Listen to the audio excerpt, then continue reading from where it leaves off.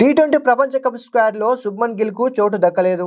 Vice captain ను కాస్త captain చేస్తారనుకుంటే అస్సలకే జట్టులో నుంచి తీసేశారు. Head coach Gautam Gambhir cricket లో తన దత్తపుత్రుడిగా భావించే గిల్ కే అన్యాయం చేశాడా, కనీసం ప్లేయర్ గా కూడా గుర్తించలేదా అన్న ప్రశ్నలు వస్తున్నాయి. కానీ గిల్ ఎంపిక విషయంలో 5 సభ్యుల సెలక్షన్ కమిటీ 2 వర్గాలుగా విడిపోయినట్లు తెలుస్తోంది. Chief selector Ajit Agarkar, head coach Gautam Gambhir Gill ను జట్టులో ఉంచాలని గట్టిగా వాదించారట. గిల్ క్లాస్ ప్లేయర్ అని, పెద్ద టోర్నీల్లో అతను కీలకమవుతాడని వారు అభిప్రాయపడ్డారట.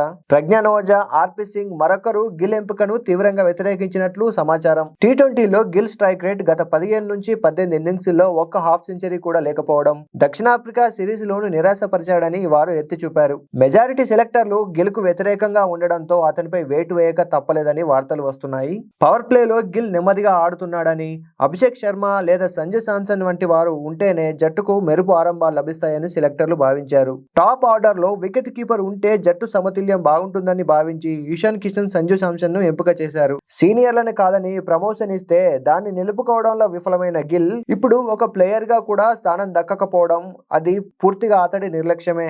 ఇండియన్ క్రికెట్ ప్రిన్స్ గా గుర్తింపు పొందిన గిల్ ఇప్పుడు జట్టులోనే లేకపోవడం క్రికెటర్లందరికీ ఒక పాఠం అవుతుంది. ఫామ్ లో లేకుంటే ఎవరినైనా పక్కన పెడతారనేది గిల్ పరిణామమే చక్కటి ఉదాహరణ. మరి మీరేమంటారు? మీ అభిప్రాయాన్ని ఖచ్చితంగా కమెంట్ చేయండి. ఈ ఇన్ఫో నచ్చితే ఒక్క లైక్ కొట్టండి. మరిన్ని ఇంట్రెస్టింగ్ స్టోరీస్ కోసం మా ఛానల్ ని సబ్స్క్రైబ్ చేయండి.